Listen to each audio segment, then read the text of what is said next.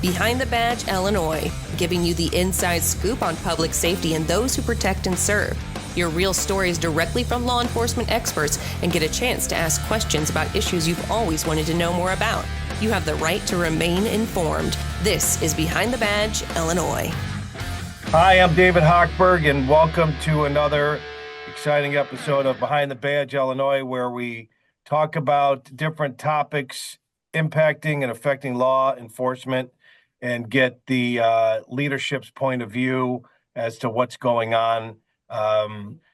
Previously mentioned, I'm David Hochberg, Team Hochberg, looking to purchase a new home, refinance your existing home. Give me a call, 855-56-DAVID, 56david.com. Tune into Homes from Chicago, hosted by me Saturdays on WGN 10 until 1. Okay, we got that out of the way. Disclaimers out of the way.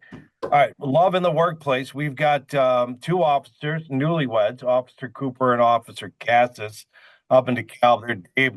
They work with Dave up in DeKalb, where my alma mater is at Northern Illinois University.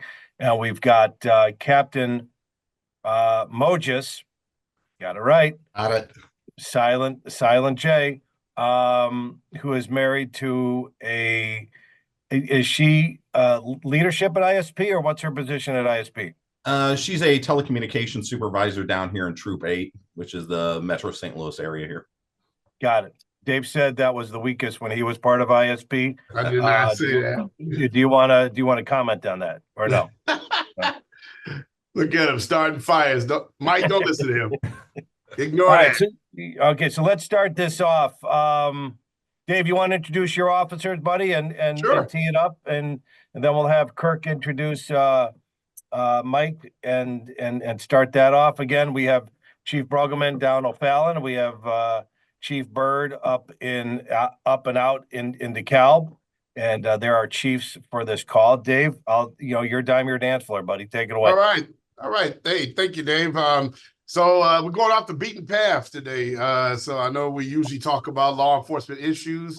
That's really the focus, and we try to keep it as upbeat as possible. But with Valentine's Day being tomorrow, we decided that we would put on a podcast regarding love in law enforcement. I know it's, at least for me, I've seen this over and over again with Illinois State Police. Of course, we had a lot of unions that developed at Illinois State Police. Just like Mike is married to a telecommunicator with Illinois State Police, we had same situation in the district that I ran.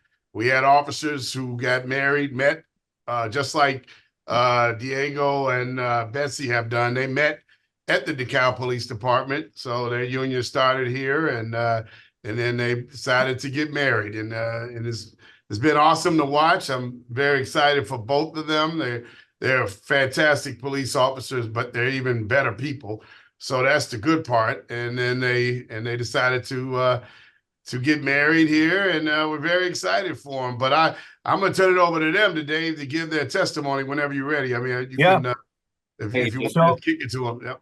So how long have you guys been married? A little over a year and a half. Little over a year and a half. And how long were you working with each other before you started dating? I wasn't an officer yet. I was No, a so CSO. we met when she was a CSO here.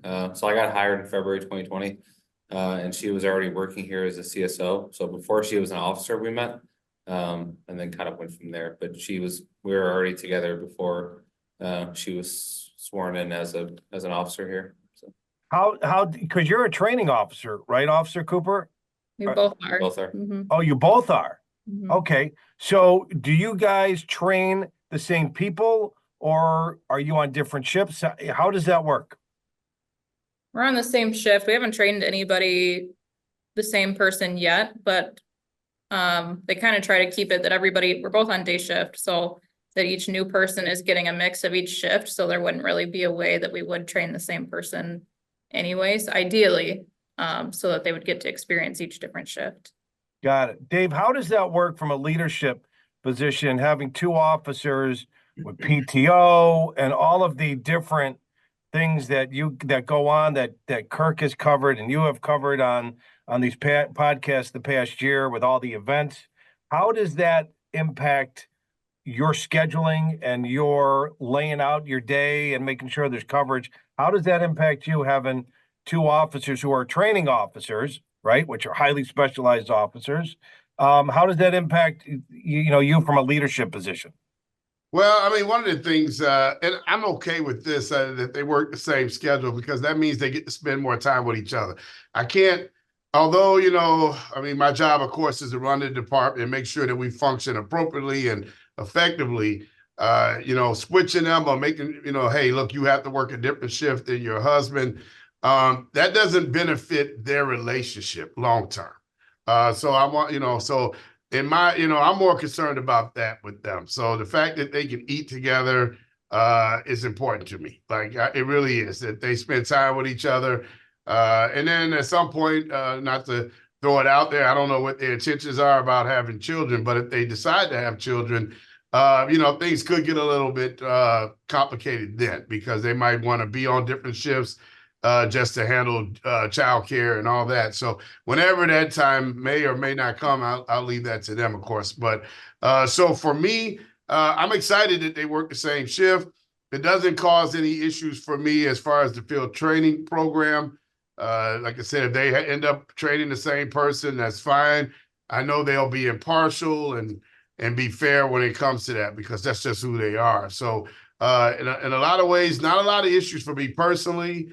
I'm excited to, like I said, they work together. I know, and they might want to discuss a little bit more. I know when they're going to calls, I mean, there have been some really dicey calls, that high impact calls here in DeKalb, where either Betsy's going to it as a primary and then Diego has to assist, or vice versa. So maybe, you guys want to kind of give the audience an idea of how that is, especially since it's your significant other who's going to the call, and it's might be shots fired or something more, or something serious to that effect. What's that like responding when your partner is the primary unit on those type of calls? I would kind of say, to kind of address the first point, and not to kind of like talk ourselves up or anything, but I feel like, unless it's been something that neither of us have heard at this point, I have never heard an issue from a supervisor or anyone that we worked with as far as our relationship goes and it being in the workplace. I feel like we both work very hard here and are very dedicated to our positions. So I've never heard an issue as far as us being on the same shift or working together, which I think is why probably, I would guess, it hasn't come up as far as like splitting us up, is because there is no issue. I would say that we act normally, here as we do with other coworkers, and it hasn't caused any issues. So that's just kind of like our take on it. We've talked about it before too, but we enjoy working together. I enjoy working with her. It is a different dynamic when you work with your spouse in this career field as opposed to others. And we've talked about the next question quite a bit. I'll kind of let you talk more about that as far as us going to calls, but I just think it's important to bring up, because I feel like a lot of people in a lot of different positions would probably, from the outside looking in, would think like, hey, it's going to be an issue or something. And I have never once heard that, and I don't think you have either. But just to kind of address that kind of overarching kind of viewpoint from, like, again, the outside looking in, that people may think that, but that definitely is not the case. So, but I'll let you kind of address the other part of that question. Yeah, there's been, agree with what he said, but there's definitely been calls where when you hear it on the radio, like, oh, this is going to be an oh shit call, pardon my French, but and you hear like, oh, well, 11's en route. It's like, if he gets here first and you hear shots fired, like that has happened, hearing shots fired on a call, and you think like, oh my God, like, is something happening? But at the end of the day, I also know, like, it's easy to say we trust our coworkers here in general, but it's nice to go to calls that are involved calls and knowing that you can trust, like, I trust him to be protector if I was ever shot or something like that. It's nice to also have those that in 100% confidence that that person's going to be there to protect you at the end of the day, more so than anybody else that you're working with on the streets, and still do our job because we both understand it. We both get it at the end of the day. But it can also be fun to go home and talk about, I mean, nobody else knows the job better than each of us do, and to be able to go home with those things at the end of the day too. We don't make it all about work. because we do spend a lot of our time here, obviously, so we don't talk about it all the time at home. But it's kind of nice to like either vent, or we can just talk about funny things that happen, that like, oh, did you see that? Yeah, that was funny, whatever. How much of the venting is about Chief Bird? How much of the what? How much of the venting at home is directed towards Chief Bird or what Chief Bird has done or should be doing? Probably None. wouldn't say even if there was. No, I'm just kidding. He's a great chief, and we have no bad things to say about him, to be No. honest. So. All right, I read the Morse code, but they're right. 90% of what they talk about at home is about Chief Bird. Hey, right here, Dave. Hey, man, that's my people. Don't do that, Dave. Just blink twice if you're safe. If you need help. All right, Chief Brueggemann, let's bring in Captain Mojis. Hey, Got it right. Nailed it. I want everybody to know prior to starting this, I said I introduced him as Moses, but the Z is silent. So Captain Mojis, why don't you introduce your captain and lead into the questions we're going to pester him with? oh yeah. Well, yeah, Captain Mojis has been with us for 23 years now, 24 years? Like 4. 24 years. He came up through our organization, and he is currently married to a telecommunicator with the Illinois State Police. And she actually got her start with the O'Fallon Police Department way back when. And I believe that's where you guys met. And I'll kind of let him go into that. And we'll get into it a little later, but I'm a little different than Chief Bird. I'm kind of the anti-Cupid. In that we actually have a policy that you No cannot fraternizing. no, you cannot work or be in a relationship with a significant other or somebody that works within the same organization. So it's an interesting thing. I have a different take on it. I've seen a lot of different things, and I've seen things go really well at different departments, but we have had a history of things not going well at our department. So we try to keep that out of there. And it's a challenge. And I think it's interesting to talk to them about the different challenges like shift work and all that stuff. So Mike, if you want to talk about Lisa, I know she's working on a console today, so Yeah, she can't so rebut anything you say. yeah, absolutely. So I've been with the department 24 years. I met Lisa probably about 4 years, about a year before then.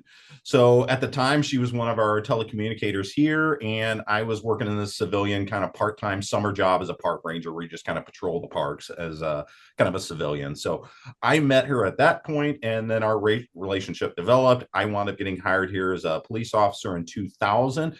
And then shortly after there, she had the opportunity to go to state police. Prior to working for our department, she actually worked for the sheriff's department starting at like 18. So she had experience at the sheriff's department, worked municipal here. Shortly after I got hired, she left to go to the state police. She just thought it would be a great opportunity. She's really good at what she does, and I don't give her enough credit or say those things enough.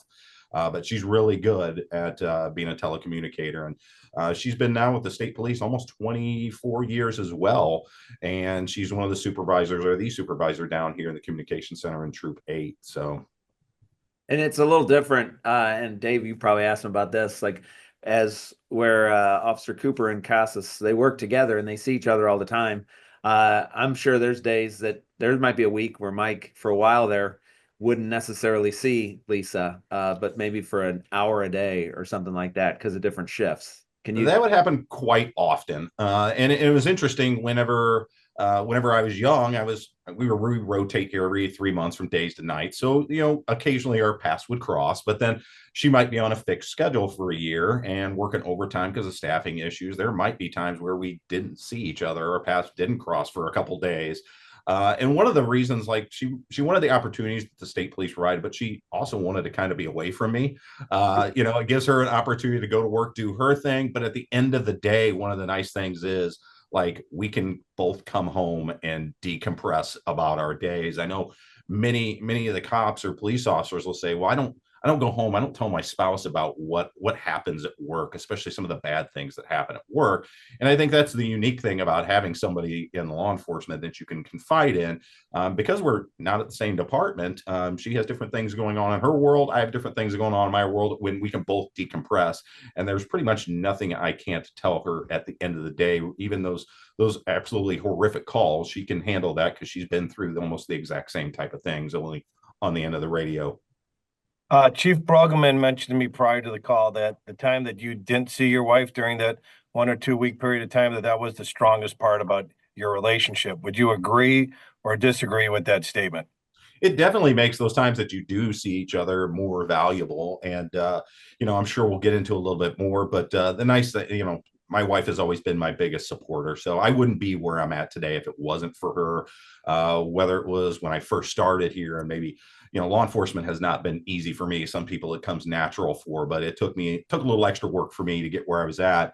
And whether that was just, learning how to be a good patrol officer, or, the trials and tribulations of being a new canine handler, or whatever the case may be, new supervisor. It's always nice to have that sounding board that you could trust. Always have that person in your corner, rooting for you and cheering for you.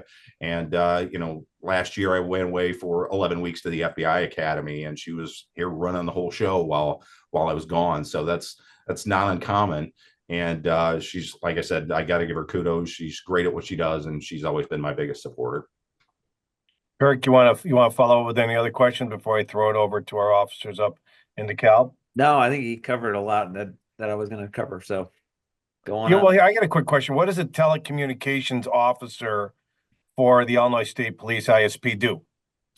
Okay, so she's in a supervisor role, so she's kind of filling both roles at this point in time. Staffing issues kind of, plague us all. So she's kind of filling both roles. So she's doing all the management aspect of it, scheduling payroll, that type of stuff. But then the other times, like today, she was filling in on a council. Maybe if they have a detail going on and they need an extra body and they don't have somebody to call in. She's definitely a team player, not only at home, but at work as well, trying to work some of the extra shifts to make sure that her people get the time off that they need and work with them. So a lot of it is answering the phone calls. They don't have 911 terminals here, but they do have emergency lines. So she's answering emergency calls, non-emergency calls from the motoring public. She's getting transfer calls from all of our other PSAPs around here, like the one we have here in O'Fallon, that transfer 911 calls to them. So she's getting all those calls filtering in. She's, dispatching all the troopers to where they need to go. Sometimes when they have details that are going on for the state police, like if they have a detail, it might not be uncommon to have 18 to 20 cars on her band at a given time that she's responsible for, while managing the phones and everything else that's going on with that. And then if somebody gets into a pursuit or has a big emergency going on, then she's handling the ISBRN traffic, or the regional emergency traffic here in the area as well. So one of the things Mike mentioned when he was talking, he said PSAP. And just to give everybody some clarification, a PSAP is a public safety answering point. Those are the 911 centers throughout the state. So if a 911 call comes into O'Fallon and it's something that's on the interstate, then our 911 dispatchers will then either call or transfer that line to the Illinois State Police telecommunicator, so that way they can dispatch a trooper out to a crash on the interstate or something that's going on there. So that's what a PSAP means for everybody else. Interesting. Thank you, Kirk. I've done that up here. I'd be on the Edens heading into Chicago. Dave knows, Chief Bird, and I see something's in the middle of the Edens Expressway. 911 goes to Northbrook, then transfer to ISP just instantaneously. It's a pretty impressive system when you think about it. So, the cell towers bing and everything goes. So let's go back to the DeKalb officers, Cooper and Cassis. When you first started dating, was there any type of hesitation to make it public? Did you keep it under wrap? I mean, how did you handle the initial steps of the relationship, with your coworkers? And was Chief Bird the leadership at the time, or was there different leadership? Was this before Chief Bird took command? Yeah, it was before Chief got here. Yeah. We dated for a little bit. Yeah, I would say like privately before it came out. I mean, shortly after we were like dating, I left for academy. we've had some technical difficulties, and the officers will be re-signing in. So when you took over, right, Kirk's got a policy, no fly zone, right? Correct. When you came, yeah, and I get it. I dated a lady that I work with. I got married. It was a disaster and made for uncomfortable. Had a cup of coffee. Boom, got out. Learned a lesson there, right? Rorschach test. I put my current wife through a Rorschach test and a set of bank of tests, and she failed. That's why we're still married. But when you came in, so I understand your position, Kirk. I get it. But when you came in, was it a different policy before you became chief? There was no policy in regard to dating within the workplace, and Illinois State Police doesn't have it. I mean, I will tell you, there's some old policies on the books with ISP, Illinois State Police, that believe me should be. I mean, no one believe me. They should get rid of them. They're so outdated. It's ridiculous. So, because ISP, like I said, you have people dating all the time, and it makes sense. It's a natural progression because you work with someone every day. You have all these relationships, Dave, from officer to telecommunicator, officer to officer, officer to civilian personnel that work in the building. I mean, you see them all the time, man. It's a natural occurrence, especially with a department as big as the Illinois State Police. Chicago Police Department, my brother is the commander with CPD. His wife is CPD. Mimi, my best friend, she retired from Illinois State Police. Her husband retired from Chicago Police Department. These interactions, these connections just happen. Organically, these things just happen. So I wasn't shocked to find out that Officer Cooper and Officer Costas were dating. Like I said, in my opinion, it's a natural occurrence. I'm not going to get in the way of that because I know these guys and girls work together for sometimes 16 hours at a time, and they become very fond of each other. And then when it gets to a point of where you say, hey, you want to go beyond your friendship, I mean, who am I to get in the way of that? I'm not going to do it. And I understand Kirk's opinion on it, and I'm just the opposite of that, man. I'm not going to get in the way of a natural occurrence, man. It's just the way things happen. So I let that ride, and I'm excited for them. I truly am, and they're doing like I said, they do a great job for the PD. But I love watching their relationship develop, and I'm sure at some point, like I said, hopefully it'll lead to them having a beautiful family and moving forward from what they have right now. And I will say, Dave, we have officers. We have another officer who is married to a DeKalb County sheriff. So we have that connection, but they work within the same framework of the county. So so there's we have an officer here whose wife is a dispatcher. So they work hand in hand every day. So Diego and Betsy aren't the only relationship that we have where it's law enforcement related. All right, let's go back. Thank you for signing back in. Diego, you kind of froze there, and so let's ask the question again. When you started dating, what was that dynamic with keeping it amongst yourselves? Did you tell coworkers? Did you tell your supervisors? Did you stay on the down low? What was that about at the beginning? And then when did you make it known? Coming out is probably the wrong word, but wrong phrase. But when did you make it known to other officers and your chain of command? I think to be honest with you, I think people knew immediately. I mean, once we were officially together, I mean, we had Facebook, so there was that. But I mean, we didn't hide it, if that's what you're asking. We were pretty upfront about it. We weren't ashamed of it. So I think it worked fine for us. Yeah, I mean, in the beginning of our relationship, like I said, I don't know if this made it on there, but I was gone at academy towards the beginning of our relationship. So we were moved in, but would only see each other on the weekends, as a lot of people that go through that situation do. And then we were on opposite shifts. Obviously when I was going through FTO, and then when I was on my own, we were on opposite shifts for a while. about the first year or so of our relationship after I Year and got a half off. at Yeah. least, yeah. Where we would only see each other in passing, being on different days or different shifts. I mean, we're, like I was kind of saying in the beginning, I don't know if you're able to hear me.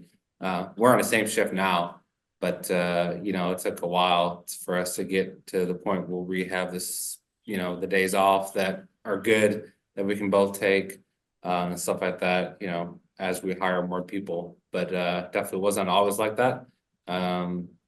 Like it was said earlier, it's a challenge, but made our relationship stronger, and you know, I don't regret any of it. But now that we have the opportunity to spend more time, we enjoy it.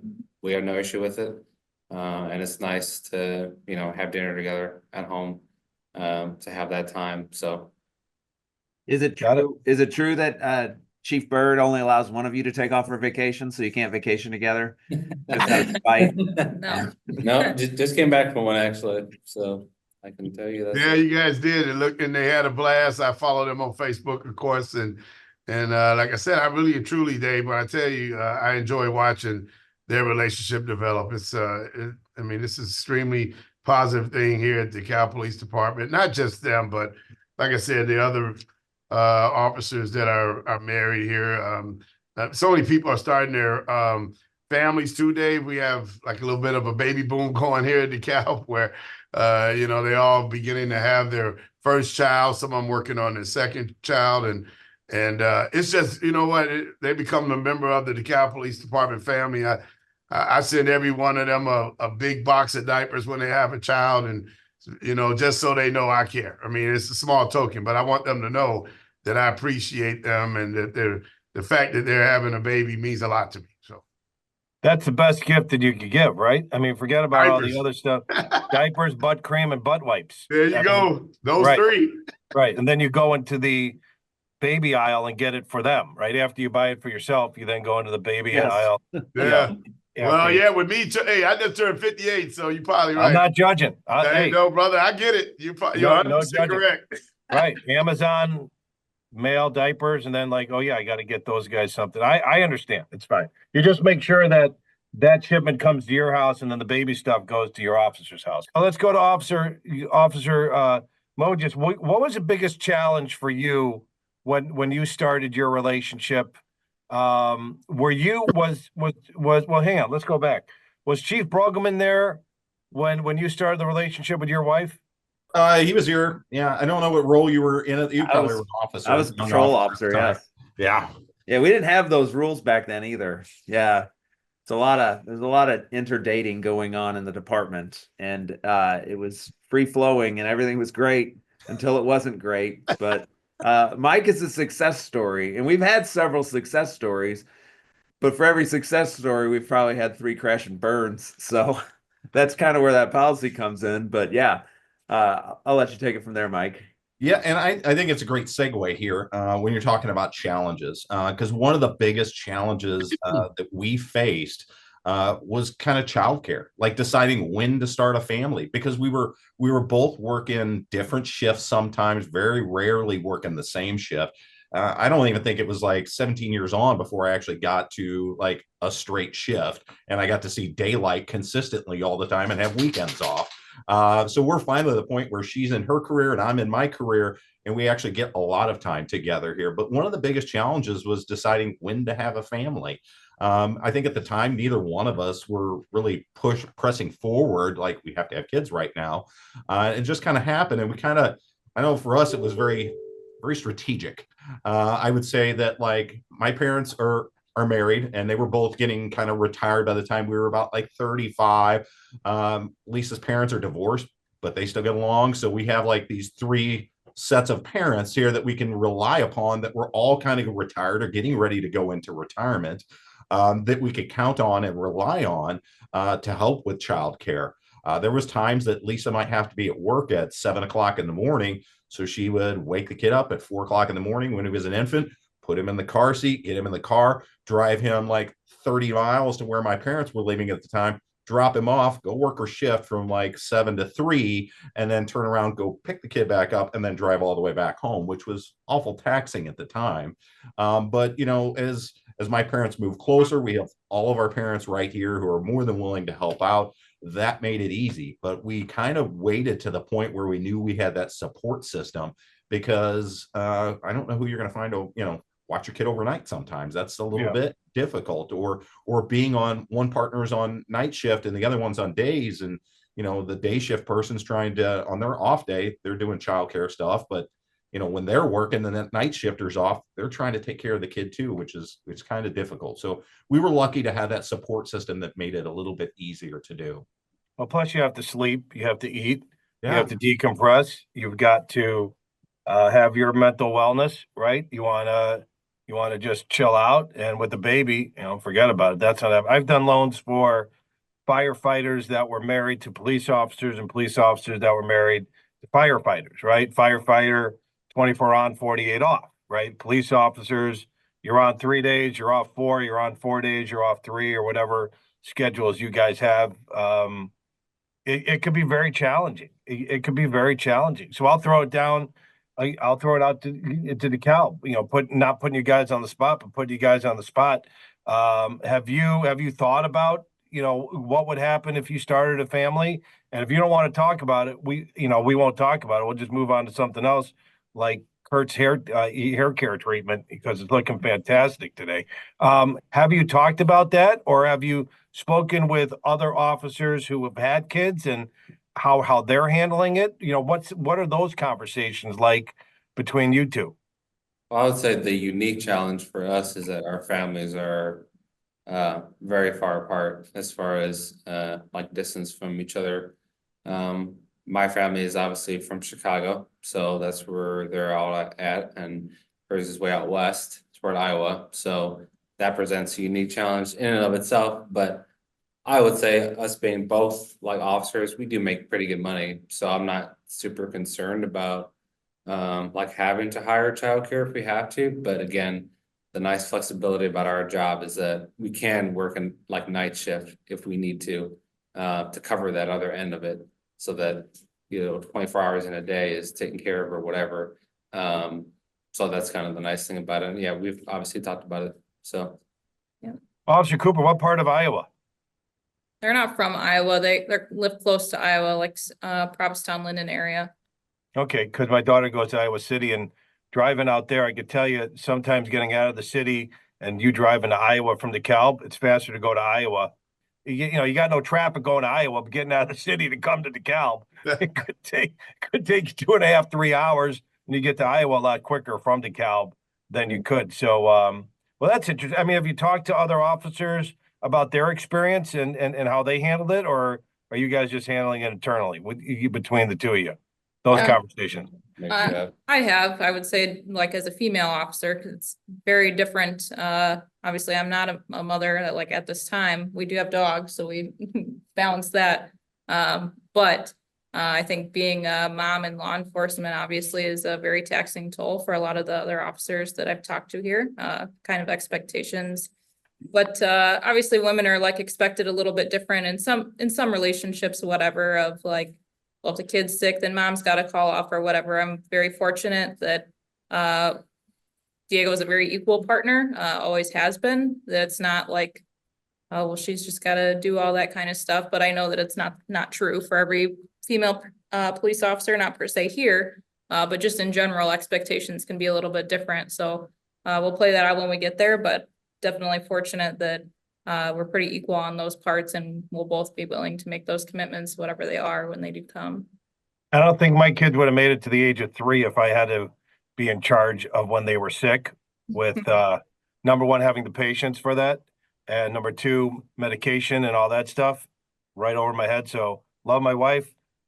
Again, thank God I'm married, and because the physical safety and mental safety of my kids when they were sick, having me be the primary caregiver, probably not the right thing, because that's not my specialty. So let's go over to Kirk again. Kirk, when you made that policy of no fly zone with relationships, because obviously you had bad experience, right? I mean, everybody's got, I mean, again, I was married to the vice president of the company that I work for, right? For about 5 months. We had a cup of coffee, then boom, we were on the shrink's couch, and then we were out. But that's a whole nother story for another day. But it wasn't. But I was in Chicago. She was in Cleveland, so it made it after we split up. That's where she was from. She went back, so it made it a little easier. What type of what was the reception from your officers when you came in with that no fly zone Yeah. on relationships? Yeah, so people who were already in relationships were kind of grandfathered into that, and we didn't really have a whole lot. I think there was a pretty good understanding because they saw some of the things that had happened within our organization that got really ugly between people going through divorces and different things like that. It still happens. Yeah. I'm usually the last to find out about it because obviously, like Chief Bird said, sometimes you just can't stop love. It's just going to happen. You're going to be around all these people this whole time. So, it's not like we're firing anybody or anything like that, but we try to work through these situations. And we're not a big enough department that you can just kind of reassign somebody to another area because everybody works together. So it's going to happen at some point, and we try to work through it the best we can. It's a challenge, and I've seen it happen with other, and I think that's probably the biggest challenge when you have those police officers or first responders working together in those shifts, and when you do have children and trying to figure out how you're going to do that, how you're going to balance all that. So kudos to you guys. It's gonna be awesome. You guys got a lot of work ahead of you, but it's gonna be very rewarding in the future for that. But for the most part, some people don't like the policy, but I think they understand it because they've seen what's kind of gone on, and it's kind of just been that way for a while. It actually happened under the former chief, and I've embraced it. Just Okay. It saved the drama for your mama, I would say. And Chief Bird, you're a big proponent of it. Obviously, you haven't had challenges, but you've been around. You're 58. You got into it when out of college. You've been a law enforcement all the time. You've seen good, like Mimi, your best friend and counterpart. Has been on the podcast. ISP. You guys rolled together with ISP. Her husband CPD. I mean, that all worked out good. We had her on talking about their relationship, but just in closing, what would you tell other chiefs about the prior chief's experience in O'Fallon and your chief, and how to balance that? A new chief coming in that doesn't have a policy or has a loosely written policy or is having challenges. How would you tell a chief or other law enforcement officers who want to ascend up how to deal with that challenge? Yeah. So, man, Dave, and like Kirk said, I mean, there are some.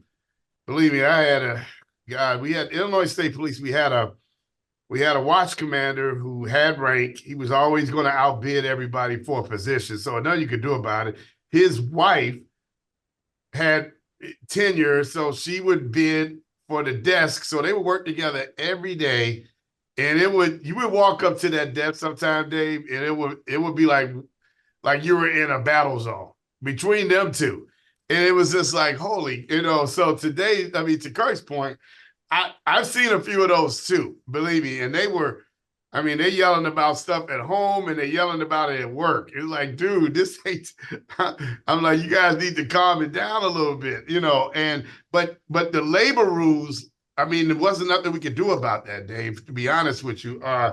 He was bidding, she was bidding. They both had time on the job. I mean, it was crazy.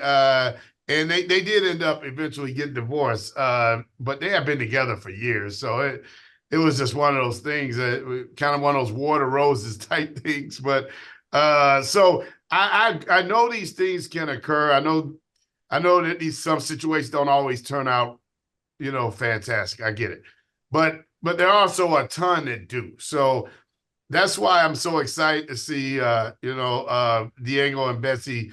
In their relationship. I'm always going to support them, Dave. I am. I'll support. They all know this. I'm going to support them with anything, relationships that they have or they try to develop here at the PD, as long as it doesn't affect what we do here every day, which is provide public safety, serve and protect, all the cliches you want. As long as we can get that done, and like Kirk said, without the drama, we don't need that. If it starts to develop, we're gonna have a conversation. That's just the Okay. way it is. I got no problem with bringing in, an officer and a dispatcher, 2 officers, and someone who works in our records division, and say, hey, look, if you guys are gonna do this, you're gonna have to do it the right way, because we can't have this affect what we do here at the police department. That has to come first. And I think they all would be understanding of that, that standpoint, Dave. But like I said, I'm excited. We got a baby boom going here in DeKalb. I look forward to the next one. So, All right. Captain Mojis, we'll come to you for closing comments, and then we'll throw it out to DeKalb for Officer Cooper and Cassis. What would you recommend with your experience, successful experience with your wife that you met at O'Fallon PD? What recommendations with your vast experience with your successful marriage give to other officers, like Officers Cooper and Cassis, as they develop their relationship, and if they have kids, don't have kids, whatever their decision is, with your vast experience, what would you leave for the nugget of knowledge for other officers who are just starting out, like these 2 officers in DeKalb, or are thinking about getting into a relationship and mixing it up with internally with their police department, if it's allowed? You're done. Wait a second, is mixing it up, is that the right word? Is that what it is? Well, yeah, well, that's that. We'll edit that out, you sick bastard. But Right. no, take it ever. Well, here, okay. Go ahead. Okay, to answer your question, mixing it up in any different way, shape, or form that you could interpretate mixing it up to mean. Perfect. There you go, O'Fallon Chief. Mike, Right. go ahead. So I'd say that it can be successful. Like Chief Bird said, my relationship with my wife has introduced me to a lot of people from the ISP. So I have a lot of relationships with those officers from the ISP. I know a lot of them. She knows a lot of the people at my department here. Like you said, there's a lot. One of the guys I went to the academy with worked for the ISP as a sergeant, and his wife's a lieutenant, and they get along just fine. Is it possible? Yeah, I totally understand Kirk's side of the view, because I've seen those things here as well. Can it be done? Yeah, it can be done. But it's just not necessarily law enforcement. Anytime you have 2 people that are working shift work, and whether it's a police officer or a telecommunicator, another officer, a nurse, something like that, you're going to have 2 people that are always switching shifts here and not a constant schedule. It always is a lot easier if there's that one constant in the relationship, but it can be done. It just takes patience here. And if you got the right 2 people, I think you can have a successful life, successful career as well. All right. Well, thank you for your time, Captain. Let's go and end it in closing. No pressure to end this on a high note, Officers Cooper and Cassis, but it's all the pressure's on you. What would you recommend to younger officers just starting out, building that relationship amongst each other in a police force who has a chief that allows that type of relationship? What would you offer to other officers that are watching this right now? I would say, for me anyways, first and foremost is like having that maturity for yourself, self-respect for yourself, to put your best foot out there for the other person in the relationship. And obviously we have a lot of younger people and a lot of younger people in law enforcement now, period. So I think like having that mental maturity and knowing what you want out of a relationship, I think is probably the most important thing, especially in hindsight. Looking at our relationship and everything's gone super well. Thanks, Chief Bird, for all the kind of words also. We definitely do feel and appreciate everything that you've done for us here. But going back to us, I don't have much for advice. It's when it's your person, like it's easy. It doesn't take a lot of work. So, but other than just for yourself, just having like mental maturity and which I feel like you need in this job. Yeah, my personal opinion, but for the other person too. I think it makes a difference at departments too. We still work here, and there's some days that we're working the same day and we barely see each other, but we still have the awesome thing about law enforcement is that we're both in it, we're both working, we're both gonna go to calls, but we have things that we enjoy doing within this job that are totally different. So, you know, where I love doing domestic and animal stuff and he enjoys traffic stops and being out and being involved on calls, we can, you know, both do those things and have kind of some specialties and enjoy those out of each other and go to each other for advice when needed.